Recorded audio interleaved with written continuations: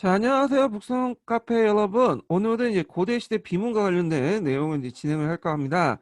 자, 고대시대 비문은 시험 문제에 많이 나오는 부분이에요. 그래서 여기 이제 보시면 알겠지만 92년, 95년, 뭐 99년, 06년, 10년, 뭐 12년, 20년 등등등 많이 나와. 그래서 앞으로 더 많이 나올 가능성이 있어요. 이 교과서에도 많이 그 관련된 내용들이 있고요. 그러면 왜 그 고조나 조선에 비해서 고대 시대 때 왜 고대 시대 비문이 많이 나오냐? 왜냐면 조선이냐 고조도 비문이 있죠. 근데 고대 시대 비문만 많이 나오는 이유가 있어요. 다. 왜냐면 지금 쓰여져 있는 뭐 삼국사기나 상무유사 그리고 이제 중국적 사서나 일본 서기 같이 일본적 사서는 좀 왜곡이 심하고 좀 시대에 좀 약간 뒤 시대에 쓰여진 시대예요. 그 사료예요. 그러니까 우리가 그 역교는 2차 사료라고 하죠. 근데 이 고대 시대 비문은 1차 사료야. 그 당시에 쓰여졌어. 예. 그래서 2차 사료보다는 좀 신뢰성이 높아요.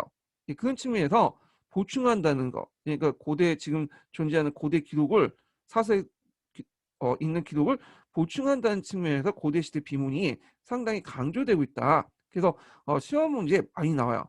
자, 그러면 여기에서 이제 중점적으로 볼 게 뭐냐면 중원 고구려 비문과 강개토 대항 비문, 그 다음에 신라진흥원 순수비를 중점적으로 보고 이제 설명할게요. 물론 다른 것도 이제 설명을 하겠지만, 자, 그러면 이제 왜 그걸 설명하냐면 그게 좀 기출 빈도가 많기 때문에 그렇게 이제 설명하는 거예요. 자, 그러면 먼저 살펴볼 것이 강개토 태양비문이야. 이 강개토 태양비문은 여기 안 나와 있어. 제가 이제 실수 뺀 것 같은데 이게 이제 시험 문제 한 두세 번 나왔고 역교는 좀 그 사유비판 관련돼서 문제 나왔기 때문에 볼게요. 자, 강개토 대항 비문을 보면 강개토 대항 비문은 이제 장수왕 때 건립됐다고 이제 추정하고 있고요. 보통 우리가 이제 비문을 보면 해서체로 쓰여 있거든요. 지금 쓰고 있는 한문체인데 예서체로 쓰였다는 게 좀 특이해. 네, 예서체로. 자, 그래서 이제 그 크게 이 강개토 대항비 그 내용 구성을 보면 크게 이제 첫 부분에 고구려의 어떤 계보를 파악해요. 그래서 고주무 건국서다가 나오고요. 그래서 그 고구려 건국의 당위성과 고구려 왕의 정당화 이런 것들이 나왔다. 그리고 고구려의 천하의식도 반영됐다. 그 다음에 이제 강개토 대왕의 정복 사업들이 쭉 나와요. 그래서 이때 이제 요동 후연은 이제 격파하고 요동을 확보했고요.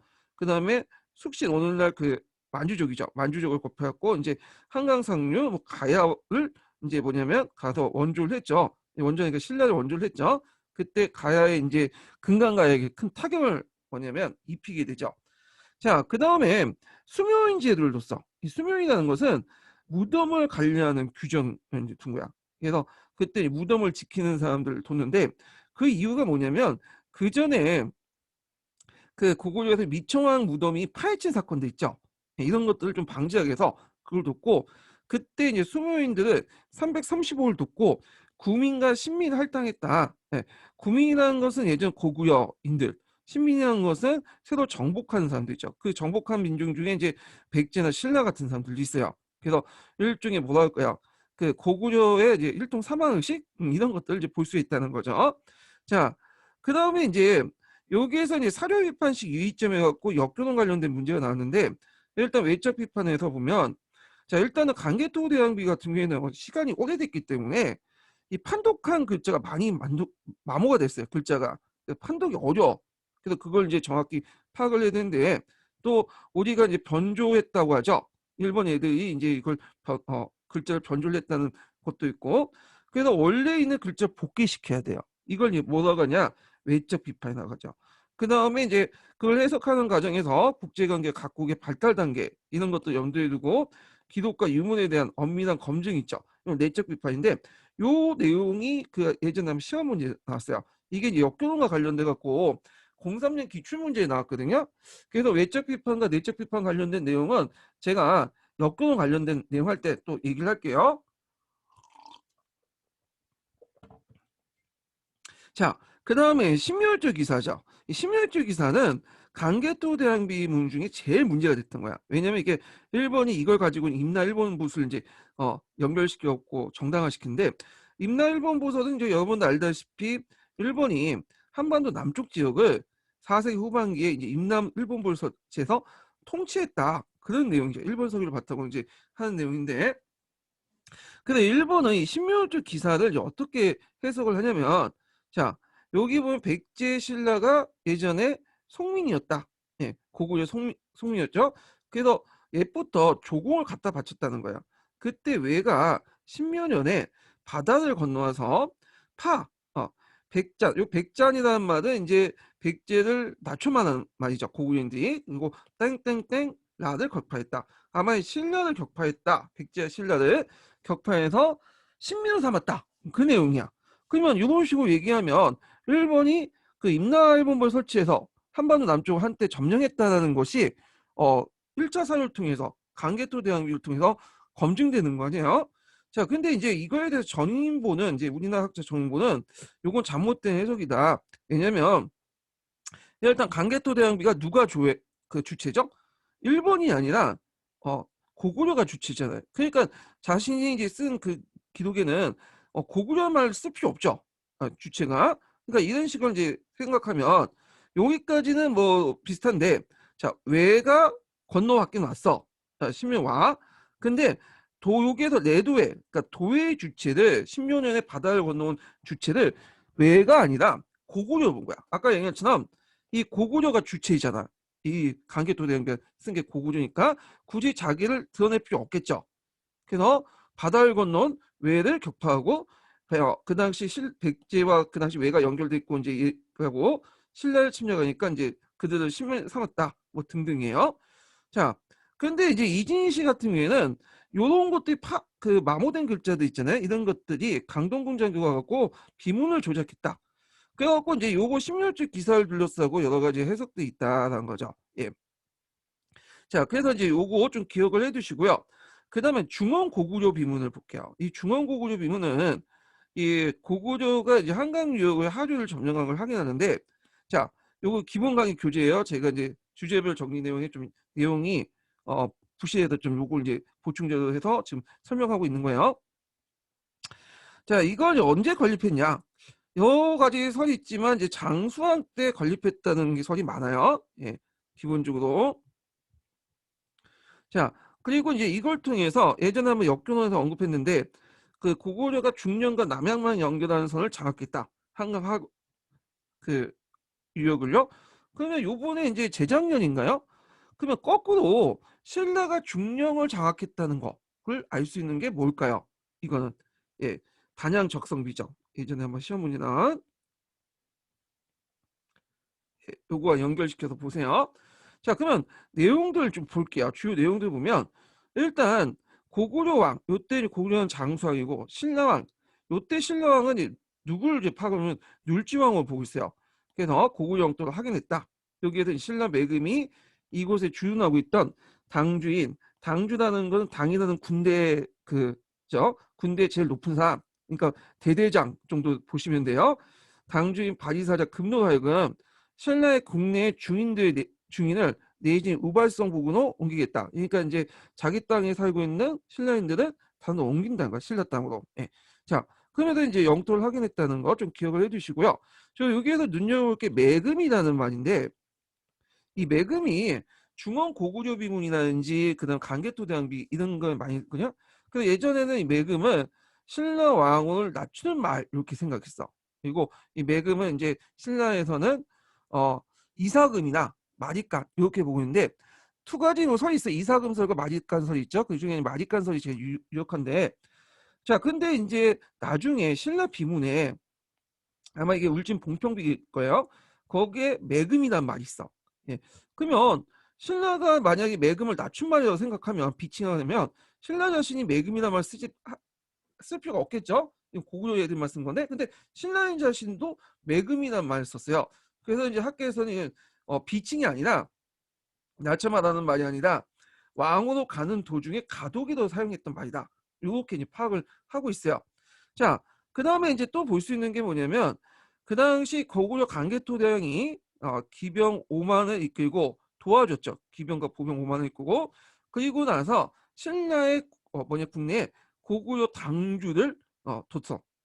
부대를 둔 거야. 우리처럼 이제 미군이 와서 중한 미군을 이렇게 인 것처럼 이렇게 당주를 뒀죠. 이 말이 이제 신라의 토 당주 이게 당주라는 것은 당이라는 부대고 주라는 것은 그 부대를 이끄는 제일 높은 사람을 말하죠. 그 말은 이제 신라의 고구려 군대가 주둔하고 있었고 신라 국내에 간섭을 하고 있었다. 이렇게 볼 수 있어요. 자, 근데 이 놀지왕은 이것이 마음에 안 들었나 봐. 그 후에 이제 뭐냐면 거기에 있는 사람들 다 죽여버렸죠. 그래서 이제 신라와 고구려가 척을 지고 이제 다시 백제하고 신라가 연합을 하게 되죠. 예. 그리고 이제 여기에서 또 하나 눈여겨볼 게 뭐냐면 고구려 국호예요. 자, 이 국호에 원래 장수왕 당시에 고려 뭐라고 했냐면 고조라는 말이 있어. 고조 대왕이라는 말이 있어요. 그래서 이 고조라는 말을 사용했다. 고조. 이 고조라는 말은 원래 이제 국호가 고구려였죠. 근데 이 고구려는 초창기 때 좀 불렸던 명칭이고요. 후에 어느 순간에 아마 장수왕 이전이겠죠. 예, 이걸 고에서 구자 빼고 고조로 불렸을 것 같아요. 예, 아니면 고구려와 별 이렇게 같이 그냥 불렸구나. 그래서 우리가 이제 한국이라고 하면 또 대한민국이라고 하잖아. 그래서 고구려의 별칭으로서 고려를 그 당시 사용하고 있었다. 예, 이렇게 이제 보시면 될 것 같아요. 그래서 중국 쪽 초기 때 기사들 보면 이 대부분 고구려를 고구려라고 하지만 나중에 중국이 넘어가면 고구려가 안 해요. 이 고조라고 해요. 고려. 예, 그래서 이렇게 구분을 시키고 있고요. 그 다음에 삼국 유사도 마찬가지야. 삼국 유사도 이렇게 이제 구분하는데 이제 삼국 사기를 인용할 때만 고구려를 언급하고 있고요. 다만 이제 삼국 사기 같은 경우에는 처음부터 끝까지 다 고구려예요. 아마 뒤에 고조라는 그 국호가 있잖아요. 이건 고구려를 계승한다 했는데 이걸 좀 구별하기 위해서 이제 한 거예요. 그러니까 이 고조라는 말은 갑자기 생긴 말이 아니라 이미 고구려 중기 때부터 같이 사용했던 거고요. 그리고 후에 이제 고조라고 이제 칭했던 거, 왕건이 고조 칭했던 거는 이런 측면에서 고구려 계승 의식을 반영하고 있었다. 이렇게 이제 이해를 하시면 되겠죠. 자, 그 다음에 또 하나가 이제 천하관을 이제 반영하고 있다. 이 천하관 부분이 많이 나와. 예, 이 부분이 시험 문제에 많이 나오는데, 자, 천하관 내용을 좀 보면요. 일단 그 고구려의 왕을 자기 스스로 이제 대왕이라고 했고 왕 중의 왕이란 거죠. 그 조왕, 예, 라고 부른 반면에 신라를 동이라고 해. 동이매금이라고 해. 동이라는 건 동쪽의 오랑캐야. 자, 이 동쪽의 오랑캐라는 것은 그 안에 뭐가요? 어떤 중화주의에 있죠. 중화주의, 중화적 세계관. 예, 그래서 자국 중심적 어떤 세계관 이런 것들이 반영이 됐어. 그래서 우리가 이제 중국에서 자신을 중화하고 남쪽에 서융, 남만, 북저, 동이 이렇게 사이가를 두잖아요. 예, 그런 것들 우리도 배웠어. 그래서 고구려도 그렇게 생각을 하고 있었고, 그 다음에 여기는 없지만 신라 백제도 그렇게 생각했어. 자신을 중화하고 나머지 나는 오랑캐. 심지어 우리가 좀 낮춰보는 그런 일본 애들도 그렇게 생각을 하고 있었어요. 이게 동아시아에 나오거든요. 자, 하여튼 또 그걸 이제 볼 수 있는 게 신라 왕과 그다음에 그 신료들에게 의복을 하사했다. 고대 시대 때 의복이나 칼을 하사한다는 거는 상국이 하국한테 하는 거야. 상국 높은 지위에 있는 국가가 그 밑에 제국들에게 하는 게 그런 것들이 의복이나 칼을 하사하는 거죠. 우리가 실지도 같은 경우에도 백제가 일본부터 어, 그 하사한 거죠. 백제가 일본한테 하사한 거죠. 예. 그래서 이런 것도 백제가 일본한테 봉헌한 게 아니라 하사한 거죠.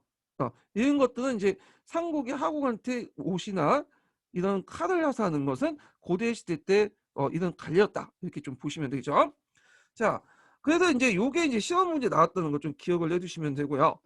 그래서 이제 그 의미는 고구려가 이제 한반도를 포함한 동북아시아에서 고구려의 막강한 주도권을 반영하고 있으며 대내적으로 우월성을 가시하는 자국 중심의 독자적인 철학관을 가지고 있었다. 자, 요거 꼭 기억을 해주세요. 예전에 시험 문제 나왔어요. 자, 이렇게 있고 그러면 이제 이 자국 중심의 독자적 천하관 이걸 이제 또 그러면 중국의 천하관과 뭐가 다르냐? 천하관과 다른 점. 자, 다른 점은 뭘까요? 중국의 천하관이라는 것은 그 배타적 천하관이야. 자기만이 천하의 중심이에요. 근데 이에 반해서 그 고구려 천하관 다원적 천하관이라고 하죠. 그러니까 자기 외에 다른 천하관을 인정해. 그래서 고구려는 이제 그 주변에 백제, 신라 뭐 여러 거란 여진족들을 자신의 제후국을 이제 삼고, 그리고 자신의 중심을 생각하지만 중국의 천하관도 인정해요. 중국도 천하의 중심이다. 그리고 유목민들의 어떤 천하관도 인정해. 그래서 중국의 어떤 자기만 잘났다는 천하관이 아니라 이런 다원적 천하관이라는 게 특징이에요. 자, 이게 이제 어디로 연결되냐면 고구려 연결돼. 고구려. 아니, 고려로 연결되죠. 그래서 고려도 나름대로 천하관이 있었죠. 천하관. 예. 그거는 이제 다원적 천하관인데 이건 고구려의 영향을 받았다. 이렇게 이제 보시면 될 것 같아요. 그래서 이제 그 강개토대왕비하고 중원 고구려 비문 좀 파악을 했고, 그러면 이제 다시 기출 주제별 정리 좀 넘어가서, 그러면 이런 고구려 천하관, 그러니까 이런 문화의식이나 이런 것들이 어디에 반영됐냐? 대표적으로 들려면 세 가지 들 수 있어요. 자, 앞에서 이제 언급한 강개토 대왕비도 있고, 그다음 모두도 모지명이라는 것도 있고요. 중원 고구려 비문, 요거 세 가지 외워두세요. 예, 특히 강개토 대왕비하고 중원 고구려 비문은 상당히 많이 나오니까 기억을 해두시고, 자, 그 다음에 이제 그 20년도에 나왔던 단양 적성비를 보죠. 단양 적성. 자, 요 단양 적성비인데 단양이라는 곳은 어디였냐면 예전에 고구려 땅이었어요. 예, 고구려 영토였는데 이게 신라 영토 넘어간 거야, 진흥왕 때. 그래서 그것을 뭐냐면 기념하기 위해서 거기 단양 적성비를 세웠는데, 단양 적성비는 진흥왕 때 세워졌지만 순수비는 아니에요. 이거는요. 순수비는 이제 그 왕이 돌아다니면서 비문을 이제 세우는 게 순수비고, 단양 적성비는 진흥왕의 순수비는 아니다. 좀 기억을 해두시면 될 것 같아요. 자, 그래서 10명의 고관화금 적성 사람이었던 야이차. 야이차는 이제 고구려 사람이었지만 그 신라가 요 당양을 점령하는데 큰 이바지했던 거죠. 그 신라 사람들한테 좋지만 고구려 사람들한테는 별로 안 좋은 사람이죠. 매국노, 뭐 친일파 그 정도 사람이에요. 그래서 요걸 이제 공로로 포상하는 진흥의 왕교 부분과 지방 간의 은전을 하는 별교 부분, 이렇게 두 가지 구분됐고요. 자, 그때 이제 왕교의 왕이 명령을 내는 교서 안에는 중앙간부, 이사부, 비차부, 그다음에 김무적 같은 사람들이 등장을 해요. 요게 좀 눈여볼 게 뭐냐면 김무적이죠. 요 김무적은 누구의 그 할아버지죠? 예, 김유신 할아버지죠. 요때부터 이제 뭐냐면 김유신 집안이 커 나가기 시작했어요. 예. 그리고 요번에 이제 간산성 전투 있잖아요. 간산 전투에서 이제 성왕이 죽었잖아. 이게 시험 문제 나왔는데 요 간산성 전투도 있었고, 성왕은 뭐냐면 사로잡은 사람이 뭐냐면 요 김무정 밑에 있는 예하 부대야. 요건 뒤에 좀 얘기하겠지만, 자, 적성 지역의 대민 해용 무마치기였고요. 왜냐면 여기가 한동안 고구려 지역이 있으니까 이를 무마시켜야 될 거 아니에요. 그리고 여기에 또는 고구려 전사법이나 전사법, 이게 토지제도 일종인데 요건 뭐 여러 가지 설이 있어요. 뭐 개별 경작이었다, 집단 경작이었다, 뭐 등등인데 그냥 이 명칭 정도 외워두세요. 아직 이제 학자가 논란이 많은 그 토지제도니까. 자, 의미를 보면 신라 영토 확장 정책 개시를 상징하는 전초기지 확보와, 그리고 여기에서 이제 그 아까 적성, 예, 당양 적성에서 예전에 나온 게 이제 그 신라의 마찬가지 어디서 하죠? 네, 중령 지역, 중령 지역을 확보했다는 걸 이제 알 수 있죠. 요게 이제 예전에 대화성과 관련돼서 한번 시험 문이 나왔고, 그다음 당시 간직명이나 율령 정비 내용들이 반영됐다. 이런 것도 있어요. 자, 그 다음에 영일 냉수유비문 보죠.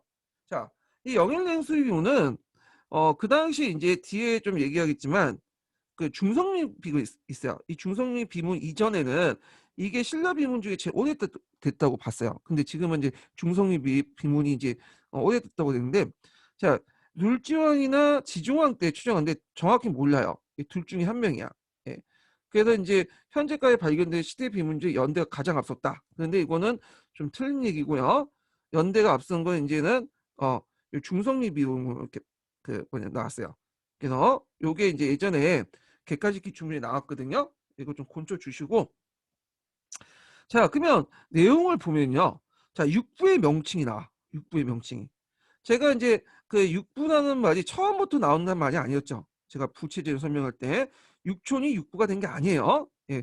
그 거기 보면 이제 누구야 국부세를 보면 막 그렇게 설명했는데 학계 통로가 달라요. 그거는 육부가 성립된 것은 뭐 여러 설이 있지만 되게 마립간설에 의하면 마립간설이면 되게 5세기 후반, 음, 5세기 후반에서 6세기 정도 이렇게 뭐냐면 육부가 형성됐고, 이 육부는 부는 현원적인 의미가 아니라 이때 부는 어떤 의미일까요? 정치 세력의 의미예요. 정치 세력의 의미.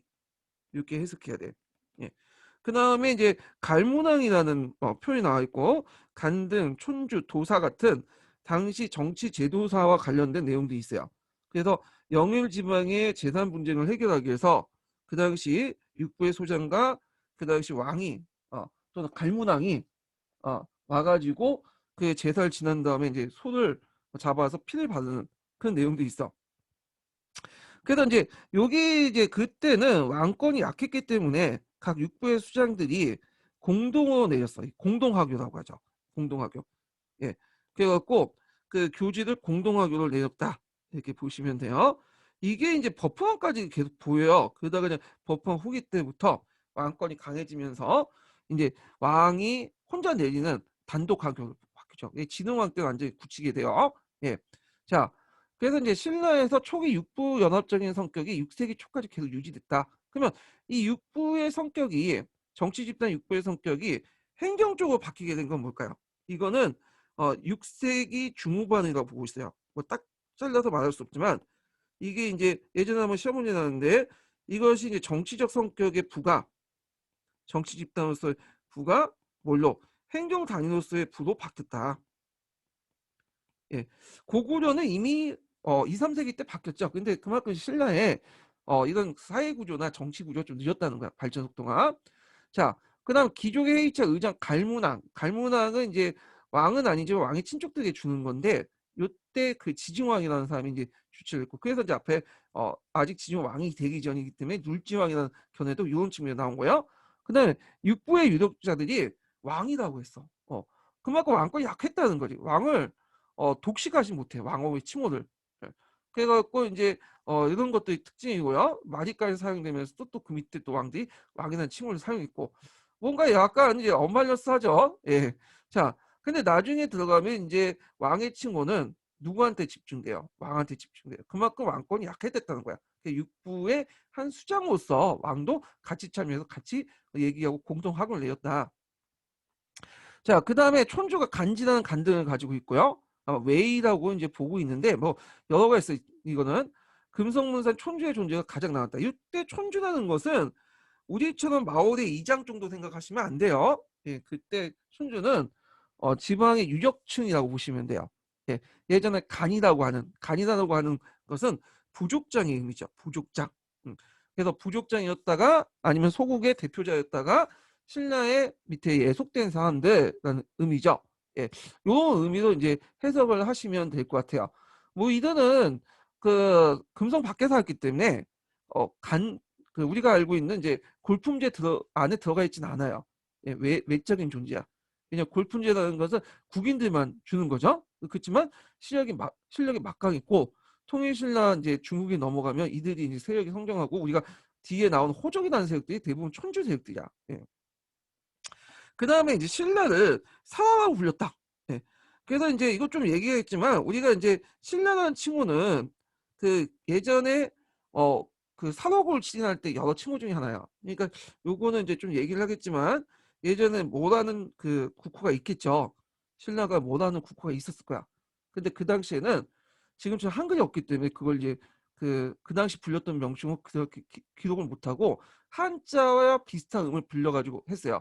그래서 우리가 이제 그때 뭐 신라, 사라, 그다음 사로, 등등등등 이런 말들이 있었어. 자, 그러다가 이제 지증왕 때 이 신라 국호를 뭐냐면 정식 국호 정한 거야. 예, 정식 국호로 거기에다가 또 이제 의미를 부여했죠. 유교 경전을 찾아서 그래서 덕업일신 상나 망나사방 그래서 그 앞글자를 따갖고 의미를 부여한 거예요. 그럼 뒤에 좀 얘기를 할게요. 그래서 그전에는 사라라는 말도 썼다. 이렇게 좀 기억을 해두시면 될 것 같아요. 자, 그 다음에 이제 법흥왕 때 울진 봉평비를 보죠. 울진 봉평비도 예전에 시험문에 나왔어. 요것도 명칭 정도 기억을 해 두세요. 자, 이건 버프왕 때 만든 세운 건데 그 내용을 보면 버프왕이 자신이 신라 육부의 귀족과 함께 울진에 이제 순행하다가 어떤 사건을 발견한 거야. 그래서 이걸 재발 방지를 하기 위해서 얼룩소를 잡아서 희생례를 취하고 소 입술에 바르는 그 의식을 치렀다고 해요. 근데 요때 이제 어떤 사건은 이제 어떤 게 뭐냐면 이게 울진한 지역이 예전에 고구려 땅이었다가 신라 넘어간 땅이야. 예. 당연 적성처럼. 그래서 아마 여기도 이제 뭐라 할까? 어떤 이 고구려의 이제 유민 세력, 잔존 세력 때 반란을 일으켰기 때문에 그렇게 했고, 그러니까 요 지역이 상당히 중요한 지역이기 때문에 친히 왕이 와서 육부 수장들을 데리고 와서 여기에 회의를 하고 그 반란을 일으킨 사람 처벌하지 않았나 이렇게 사람들이 보고 있어요. 자, 그래서 관련자에게 책임을 물어서 장 60의 장백을 형을 부과하고 강등제를 항립에 반영했다. 강등제 항립 붙고 그다음 강등제와 함께 이게 또 뭐냐면 뭐가 뭐냐면 율령 반포와 관련된 내용이 들어가 있어요. 예, 강등제와 율령 같은 것을 확인했고요. 그 다음에 또 국인, 그러니까 금성에 살고 있는 경주에 살고 있는 국인 외에도 이 노인들은 금성 밖에 있는 예전에 뭐냐면 각 육부의 지배를 받고 있었던 그 부족민들 말이야. 그러니까 그 밑에 지방에 이제 예전에 그 토착 세력들 있죠. 예, 토착민들 얘기. 그래서 얘들은 이제 원래 신라 세력들이 아니었죠. 그러다가 정복 사업을 통해서 신라 들어온 세력들인데 이들을 이제 지배하는 노인법이라는 게 있었다. 예, 그래서 법이 이중적이라는 걸 볼 수가 있죠. 하나는 율령을 통해서 국인을 지배하고 또 노인법을 통해서 지방민들, 그러니까 예전에 그 지방 토세력에 있었던 그 세력들을 지배하는 그런 법이 있었다. 그래서 노인은 국인, 그 당시 경주에 살고 있는 그 사람들과 달리 간의 지배를 받고 있었다라는 걸 볼 수가 있죠. 자, 그냥 의미를 보면 일단 율령의 반포를 알려주고요. 예. 그리고 이제 버풍왕이 모죽지 매금왕. 그래서 이제 이런 칭호가 있는데 아까 좀 매금이라는 것은 예전에 마립간의 비칭 이렇게 보고 있었는데 신라의 그 비문이 울진 분평기에 매금이나 많이 쓰니까 이걸 이제 의미가 바뀌었죠. 그래서 매금은 본격적인 왕을 쓰기 전에 가도기정 칭호였다. 그리고 신라 왕조차도 그 한 부에 속했어요. 육부 체제가 있었죠. 그래서 요 탁부에 속했다는 거, 회부라고 또 하죠. 여기에 속했다는 걸 이제 볼 수 있고, 그래서 왕이 아직까지 부체제를 극복하지 못하고 공동학을 내렸다. 예, 공동으로 그 교, 뭐 명령을 내렸다는 걸 볼 수 있죠. 예. 자, 그래서 이제 이게 단독 학교로 바뀐 게 학자들마다 의견은 좀 나중에 이제 법흥 말기, 진흥학 이렇게 이제 보고 있어요. 자, 그렇지만 이제 아직까지는 공동 학교였고요. 그다음에 예전에 나온 게 중성령 비문인데 요거 이제 시험 문제에 나왔죠. 그래서 신라에서 제일 오래된 비문이에요. 포항 흥해영 지역의 재판 관련된 기록인데 요거는 이제 뭐 육부의 수장이라든지 왕이 참여한 건 아니고요. 그러니까 그 지역을 통치했던 지방 관리들이 이제 처리했던 내용들을 적어놓은 거예요. 자, 그 다음에 이제 여기 보면 여격 체계 갖고 이제 영역 연천 청제비와 남산 신성비 같은 거 있죠. 그래서 연천 청제비 같은 경우에는 연천의 청제를 축조하는 세운 기념비고 신라의 수의시설 발전을 볼 수 있고요. 그 여격 동원 체제가 초능학 구조 같은 것들 볼 수 있다. 그래서 수의시설 실태라든지 통일신라 시기 중앙집권 체제, 지방 호력 간의 관계를 볼 수 있고요. 여기 남산 신성비 같은데 여기 남산 신성비는 요 남산 서울에 있는 남산이 아니라 경주에 가면 남산이 있어요. 거기에 이제 성을 쌓고 비문을 세웠어.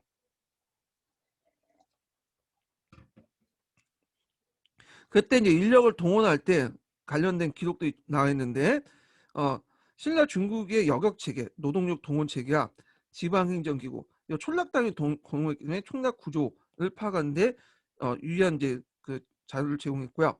그다음 진흥한 순수비가 있어. 북한산비, 항춘원비, 마원영비, 창녕비 이렇게 있는데 요거 꼭 기억을 해두세요. 4개 위치하고 네, 창녕비. 네.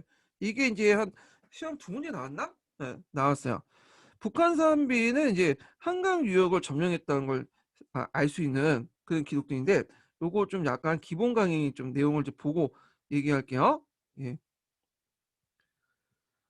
신라 시대 때 진흥한 부분을 좀 넘어가서 이렇게 좀 볼게요. 여기 그냥 이렇게 그냥 설명하는 게 낫겠네. 예. 여기 잠깐만요. 예, 요거 설명할게요. 자, 그 4대 순수비에서 이제 그 북한 산비가 이제 한강 유역 점령 같은 걸 이제 알 수 있는 거고요. 그래서 이 북한 산비는 나중에 그 금속 가항로 김종호가 이제 쓴 금속 가항로에 기록이 됐어. 이게 원래는 북한 산비를 알지 못했는데 진흥한 순수비를 못했는데 알지 못했는데 이걸 진흥한 순수비라고 알게 된 건 금속 가항로라는 책에서 뭐냐면 밝혀지게 되죠. 자, 그 다음에 이제 항초룡비와 마오룡비와 관련된 건데 요 항초룡비와 마오룡비도 시험부에 나왔죠. 좀 기억을 해두세요. 요거는 뭐와 관련된 거냐면 그 고구려 미작설과 관련된 거예요. 고구려 미작설. 이거는 어디에 있었죠? 한경도 북부 지역에 있었죠. 한경도 북부 지역. 예. 그 당시 고구려는 상당히 위기에 처해 있었어요. 왜냐하면 남쪽으로는 백제와 신라가 이렇게 한강 유역을 점령하고 올라오는 이제 북진하는 기세였고 그 북쪽으로는 그 당시 새롭게 등장한 돌고 세력들이 내려오는 한 거야. 그러면 그거는 양쪽으로 전설을 했죠. 북방 전선과 남방 전선. 그러면 요 돌골이 더 강하기 때문에 일단 신라 백제를 이제 떨어뜨리고 신라에게 미약을 맺은 거야. 신라에게 한경북도 북쪽 땅을 떼주고 더 이상 올라가지 마라. 그래서 이제 신라를 이제 좀 더 신라의 북진을 막고 그 병력을 남방에 있는 병력들을 요 돌고에 있는 것도 이제 병력해서 이제 그 돌고세를 막으려고 했던 거죠. 자, 그래갖고 이제 있는데 이 마오령비의 그 내용이 있어요. 미약 관련된 내용이 이로 인해 사방을 지경이 의탁하오니 백성과 땅을 널리 얻게 되었다. 이웃나라의 믿음을 서약하였고 사신이 그 사신이죠. 이거 못하네요. 예. 사신이 서로 왕래한다. 그러면 여기에서 이웃나라는 나라는 어떤 나라일까요? 이거는 당연히 거기 옆에 고구려죠. 고구려 외에 없어요. 예. 그 북쪽 외에는 그 한경북도에 국경을 접한 나라 고구려밖에 없으니까 고구려 미약을 냈기 때문에 그런 형상이 발생하지. 전쟁 와중에 그걸 강제 뺏었으면 그 고구려 왜 사신을 보냈겠어요. 예. 그래서 요 미작설의 근거가 됐던 것이다. 이렇게 좀 기억을 해두시고요. 자, 그 다음에 이제 제일 남쪽에 제 낙동강 유역에 있던 창녕비가 있어. 창녕비는 우리는 좀 알려지지 않지만 빗볼가라는 곳이 있어요. 빗볼가야를 이제 정벌하고 이렇게 세웠다. 네. 그래서 북한산비, 항초령비, 마오령비, 그 다음에 창녕비. 네. 요거 명칭하고 그 당시 또 어디에 위치해 있는 걸 좀 기억을 해두시면 될 것 같아요. 요거는 시험 문제 풀어보고 이제 좀 나중에 기출인데 더 자세히 좀 설명을 할게요. 이 부분은요. 자, 그 다음에 단양적성비 같은 경우는 이제 아까 얘기했고요. 단양적성비는 4대 순수비에서 제외된다고 했어요. 이 부분은. 자, 그러면 다시 이제 넘어가서 어, 그러면 이제 그 다 풀었네요. 예. 다 풀었는데 자, 그러면 관련된 기출 문제를 좀 풀어볼게요. 자, 여기 이제 제가 기출 문제는 이제 뭐냐면 이제 비문과 관련된 기출 문제인데 안 풀어본 문제도 몇 개 있어요. 왜냐면 이거는 다른 주제와 또 겹쳐있기 때문에 그렇거든요. 이거는 뒤에 좀 풀고 여기에서는 좀 약간 직접적으로 비문과 관련된 내용들은 좀 관련된 내용들을 찾아서 이제 풀어볼게요. 3번을 보죠. 3번. 몇 페이지냐면 7페이지 3번.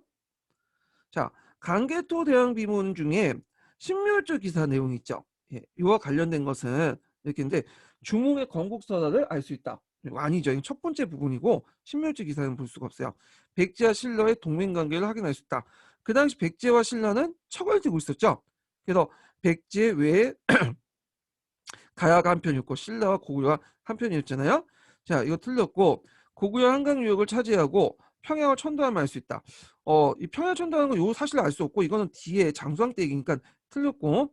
자, 이 신묘일주 기사는 일본 교과서에 실려 있는 임나일본부의 근거되었다. 맞죠? 요거는요. 자, 그 다음에 99년 5월 추가분을 볼게요. 참고로 이 5월 추가분은 그 당시 이제 사람들 많이 더 뽑았어요. 아마 이제 이게 김대중 때인데, 김대중 때 이제 원래 그 교사의 그 정령을 65세로 해놨는데 62세로 낮췄거든요. 그래서 많이 뽑았고, 뭐 근현대사 교과서도 신설돼 갖고 진짜 역사가에 완전 진짜 상당히 정성기였어요. 르네상스식이었다. 예. 그래서 이게 아마 97년부터 해서 2002년도까지 이렇게 됐을 거야. 예. 그때 제가 2002년도에 이제 1차 합격을 했었는데 그때 경쟁률이 몇 대 몇이었냐면 6대 1인가 7대 1밖에 안 됐어요. 지금 보면 완전히 되게 좋죠. 예. 자, 그래서 이제 이렇게 했는데 그 내용을 보면 고구려 발전 과정에 대한 다음 글을 읽고 물음에 답하시오. 삼국을 아는 정치 제도를 정비하는 편, 바꾸는 주변 세력을 정복하고 영토를 확장하면서 집권 국가를 건설했다. 강괴토 대왕은 영토를 크게 넓혀 고구려 전성시대였다. 그의 업적은 만주 집안에 남아있는 강개토 대왕비에 기록되어 있다. 네, 있는데 4-1번 문제 보면 4세기 말에서 5세기 초 고구려를 중심으로 한 동아시아 국제정세의 중요한 특징을 기술하고 그 이와 관련돼서 이 시기에 강개토 대왕비에 나타난 고구려 중요 주변국의 인식을 가장 설명하시오. 요거 좀 약간 서술형이 많죠. 최근에 이런 문제는 안 나오는데 일단은 이제 맥락을 파악해서 위해서 좀 한번 보실 필요는 있어요. 자, 일단 그 당시 그 동아시아 국제 정세는 556국 시대였죠. 그러다 보니까 이제 고구려가 중국의 분열을 틈타서 북진 정책을 할 수 있었어. 그래서 그 당시 556국 시대 분열 시대였고 강개토 대왕은 중국의 심해 공백 상태를 틈타 북쪽 확장되었죠. 반대로 이 장수왕 때 같은 게 남북조 시대잖아요. 그러니까 북조나 큰 나라가 있으니까 북조 못 가고 남쪽으로 내려 남진 정책을. 자, 그다음에 여기 보면 주변국에 대한 인식. 예, 그래서 이 주변국 그러니까 독자적인 천하관을 가지고 있었죠. 요게 뒤에 또 나와요. 그래서 그 고구려 중국과 다른 독자적 천하관, 다원적 천하관 이런 걸 가지고 있었죠. 그래서 고구려는 주변의 국가를 점령을 통치하는 것보다는 종속시키고 그대 제국을 삼는 걸 했다. 왜냐하면 내가 중심이면 주변이 있어야 될 거 아니야. 그래서 이제 강개토 대왕이 백자 신라를 멸망시킬 수 있지만 굳이 멸망시키지 않았던 이유가 어 그들을 제국을 삼으려고 했던 거죠. 그건 좀 잘못된 사고방식인 것 같아. 그때 그냥 점령했으면 그냥 고구려에서 통일이 됐겠죠. 그리고 우리나라의 모습이 좀 달라질 수 있을 테고. 자, 그 다음에 위에 제시된 사료를 이용해요. 4세기 말에서 5세기 초에 고구려 신라 고구려 백제의 관계를 300자 이내에 쓰시오 이렇게 했는데 아마 이제 이 사료 내용이 이제 그 하나 있을 거예요. 신묘주 기사 내용이 있었 건데 여기에서는 빠져 있어요. 예. 자, 하여튼 여기 보면 자, 요때 이제 아까 이제 큰 계기가 됐던 것이 313년에 미총왕이 낙랑을 점령했잖아요. 그러면서 이제 이 낙랑이 했던 역할을 백제가 하기 시작해요. 중국의 어떤 문화 전파. 백제 그리고 그때 이제 왜 가야가 서로 연결되죠. 자, 그러면 이제 거기 한편으로 맞은편에 있는 그 신라가 고구려가 이제 고리를 변하기 위해서 한편이 돼. 그래서 백제 외 가야, 신라 고구려 이런 것들 이제 개판 싸우게 된 게 400년에 일어난 전쟁이고 요게 강개토 대항비문에 있어요. 그래서 기병과 보병 5만 명을 끌고 어디를 공격한 거야? 신라를 도와주기 위해서 그 당시 금강가야. 그 당시에는 이제 임나가야라고 표시되어 있는 그 지역을 공격한 거죠. 그래서 그때 이제 금강가야 세력도 약해지고 그 중심지가 나중에 대가로 옮기게 되죠. 그래서 여기는 정기가야혁명, 그리고 여기는 후기가야혁명 이렇게 이제 얘기를 하고 있었잖아요. 그래서 이런 내용들 이제 쓰시면 되는데 요거는 이제 내용이 많으니까 그냥 맥락만 좀 파악을 해두시면 될 것 같아요. 자, 여기 이제 그 밑줄진 부분에 그 해석을 들렸다고 많은 논란이 있었던 USCO. 자, 여기 이제 예문에 신묘적 기사가 있어야 되는데 이게 좀 빠졌어요. 요 기사 부분이, 요 내용이. 예, 그래서 제가 다음 판에는 이걸 집어넣어야 되겠어. 예, 그래서 이제 요거 있는데 요거는 어 그 이유가 됐던 게 뭐야? 그래서 해석돼서 이제 정인보의 해석도 있고 신문지 기사에 대해서 일본 측의 기사도 있고 비문 변조수가 있는데 이건 해석 여부에 따라서 임나일본의 근거가 될 수 있기 때문이에요.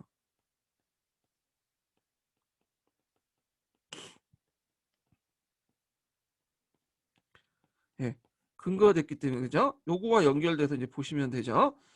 근데 최근에 이런 문제는 안 나올 것 같아요. 왜냐면 너무 인제 쉬워 가지고 다 알려졌으니까 안 나올 것 같은데 참고로 일본에서 임날범부 지금 주장하는 사람 거의 없어요. 그래서 이제 주요 학계에서는 "임날범부는 허구의 사실이다." 이렇게 인정하는데 일단 문제는 극우 사관을 가지고 있는 사람들이 그걸 계속 주장하고 있고 아베 같은 인제 정권 아베 극우 정권 안에서 그런 것들 교과서 실리니까 문제가 된 거야. 예. 자 그다음에 5 번을 보죠. 아유 오늘 좀 강의를 오래 하네요. 원래는 그 한 20-30 분을 끊어 가지고 하려고 했는데 요 부분이 내용이 많아 가지고 그냥 지나칠 수 없어 갖고 강의가 좀 길어지니까 좀 그거 좀 이해해 주세요. 자 중원 고구려 비문이 건립된 세계 역사적 사실 옳은 것은 자 이 중원 고구려 비문은 남한 내 유일한 고구려 비문 5세기 때 장수왕의 남하 정책을 보여주고 있죠. 예. 그러면 그때 이제 남하 정책에 맞서 가지고 후에 인제 처음에는 눌지왕 때 그 장수왕에 좀 엎드려 있었던 눌지왕이 인제 그 당시 그 신라 안에 있는 고구려인들 다 죽이고 예 그 군대를 다 죽이고 독립해서 백제와 연결돼. 예. 그래서 백제와 신라 간의 어떤 나제 동맹이 형성이 되죠. 나제 동맹이. 그리고 그 후에 인제 그 웅진 시대 때 동성왕 때 국내 8대 성세를 건재하기 위해서 이걸 더 강하게 시키기 위해서 신라 소진왕과 결혼 동맹을 하게 되죠. 예. 그래서 요거는 이제 5 세기 때 이후니까 예 맞죠. 자 그다음에 고구려는 숙신을 정복하고 오늘날 이제 숙신은 여진족의 별칭이에요. 그 당시 여진족이라고 불렸어요. 그리고 연해족 세력까지 확대되었다. 요렇게 했는데 요거는 강개토 대항비 때야. 강개토 대항 때 4 세기 때죠. 요거 5 세기하고는 인제 시기 좀 앞서 있는 시기고 그다음에 신라는 전진에 사신을 파견해서 중국 문화와 접촉했다. 요건 팩트는 맞아요. 이게 시기가 이제 안 맞죠. 그래서 신라가 고구려의 도움을 받아 갖고 사신을 전진에 파견한 건 4 세기 말이에요. 그전에 있었던 거야. 예. 그때 인제 그 신라가 고구려의 도움을 받아서 사신 위두를 파견했거든요. 이 전진의 왕이 부견이었어. 그래서 부견에게 특선물과 아름다운 머리를 가진 신라의 미녀를 보냈죠. 자 그때 이제 부견이 위두에게 그대의 말은 해동의 형편이 그대의 말에 따르면 해동의 형편이 그러니까 우리나라를 얘기하는 거 신라를 그 진화를 얘기하는 거죠. "해동의 형편이 옛날과 같지 않다고 하니 무엇을 말함인가?" 자 이에 인제 위두가 "이는 마치 중국의 시대 변혁과 같이 이름도 바뀐 것 같다." 그러니까 중국의 여러 왕조가 변하면 이제 왕조 이름도 바뀌잖아요.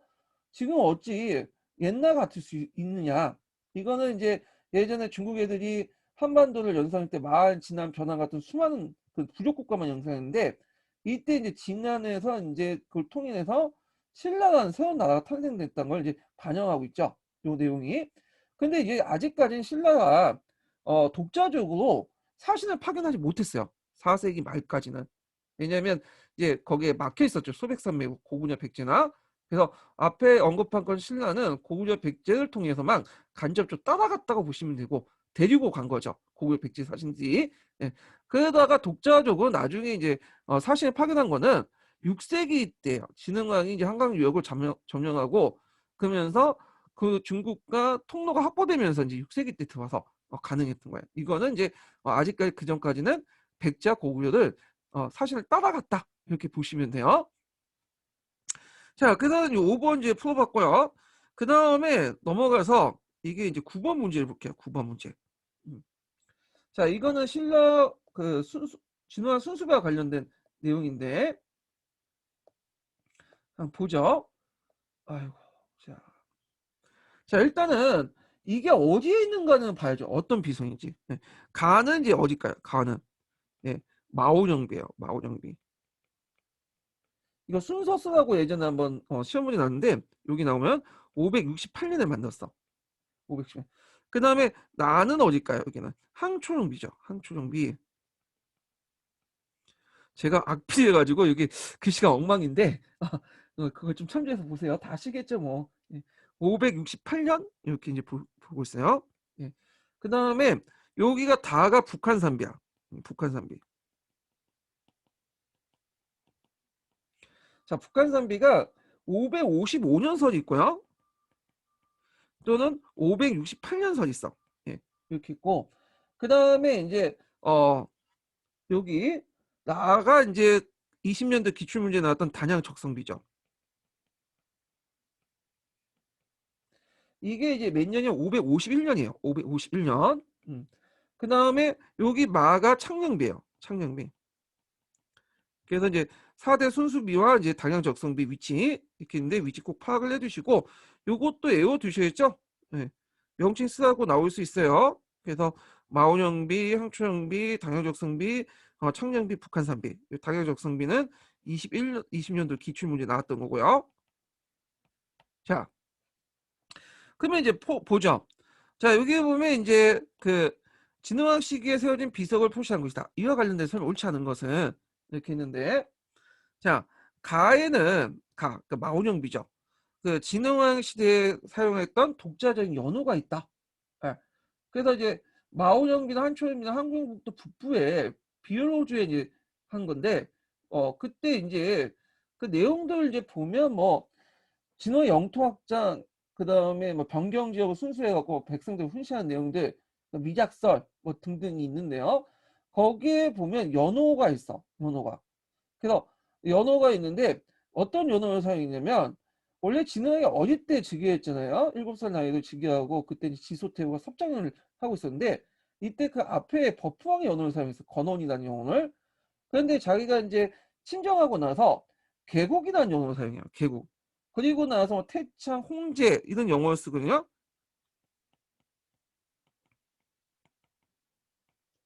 자, 그래서 이제 이런 연어도 있는데, 요때 이제 사용했던 그 연어 중에, 지난 계곡에서 이제 있고, 태창으로 바뀌었는데, 이때 태창 연어가 사용했어, 태창. 예. 그러니까 태창이라는 말은, 그, 뭐냐, 크게 번창하다는 거예요. 큰 태자 써가지고. 그래서 그동안 이런 영토확장과 신라의 번영을 자축한다는 의미에서 사용했다. 이렇게 좀 기억을 해두시면 돼요. 그래서 있고 맞고. 그 다음에 두 번째 지문을 보죠. 나는 가해 같은 해에 실려졌다. 예, 여기 이제 항초용비죠. 조선국의 비문이 일부가 알려졌다. 예. 그래서 이제 568년에 같이 세워졌어. 조선후기 때 이제 진흥왕 순수비를 연구한 사람이 19세기 초에 김정희라는 사람이에요. 김정희. 제가 아까 지금 김종호라고 잘못 얘기했는데 김정희라는 사람이에요. 제가 김종호하고 헷갈려. 대동유지도 만든 사람하고 가끔씩. 그때 이제 그 금속 가학론이라는 책이 있어요. 이것도 책을 꼭 기억을 해주세요.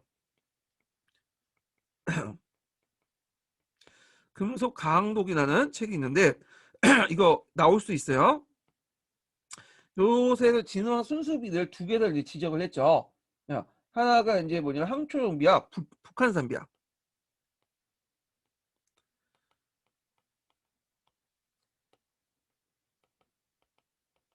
그래서 요거를 이제 얘가 진흥화 순수비라는 걸 밝힌 거야. 물론 그 존재는 예전부터 알고 있었지만 이게 진흥화 순수비다. 이렇게 안 것은 금속 가학론이라는 책을 통해서 알 수 있는 거야. 맞죠? 자, 그 다음에 이제 3번을 볼게요. 3번. 자, 다는 그러니까 북한산비죠. 금속 가학로에서 진화 순서임을 고증했다. 맞죠? 요거 한초임비와 함께 요 내용 있고 그 다음에 이제 4번을 이제 좀 볼게요. 4번을. 자, 나는 한강 유역 진출. 나는 당양적성비죠. 관련된 곳으로 5개의 비속 중에 가장 뭐냐면 먼저 세워졌다. 자, 요거는 맞죠. 그러면 순서를 이제 좀 봐야 되겠죠. 비문이 쓰여진 순서.